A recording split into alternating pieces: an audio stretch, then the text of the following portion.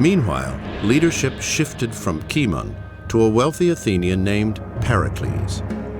Pericles was born into politics, and he would be a dominant force in Athens for the next 30 years. One of Pericles' pivotal gambits was to take over the Delian League's treasury, which had been originally under the control of the allies. In the middle of the 5th century, the Athenians moved this treasury from Delos back to Athens.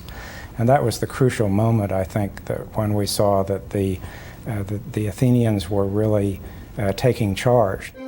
Suddenly, flush with wealth, Pericles embarked on a public building program, the scale, cost, and magnificence of which had never before been seen.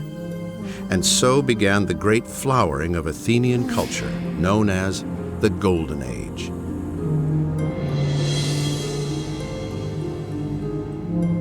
In a sweeping, spare-no-expense building program, Pericles first had the long walls from the city to the port of Piraeus completed, a move designed to withstand any future siege.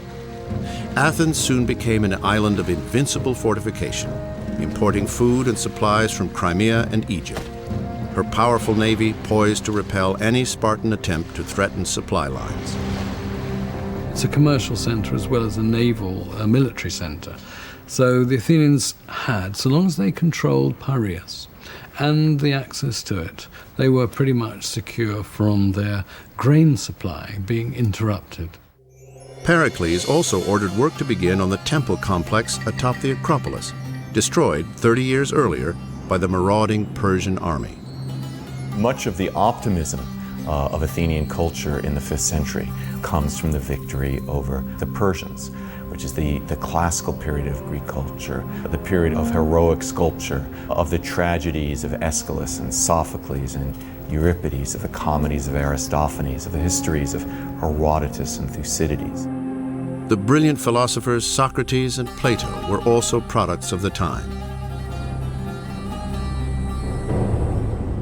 But perhaps the most spectacular achievement of all was the Parthenon, or House of the Virgin Goddess.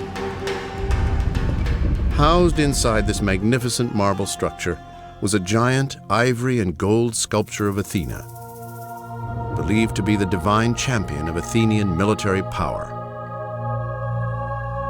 If built today, the Parthenon would cost over $500 million, and it has endured as the masterpiece of Greek architecture.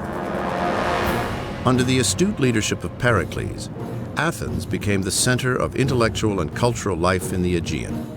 A glittering city of some 60,000 citizens, it stood in stark contrast to grim Sparta, where the mounting influence of its neighbor to the northeast was cause for great alarm. I think the Spartans, when they see Athens as a rising power, the first thing they think is kill it, swat it, destroy it. We can't have rising powers. We can't have competitors. And so, by the middle of the 5th century BC, Athens and Sparta, the two most powerful city-states in Greece, were on the verge of full-scale war.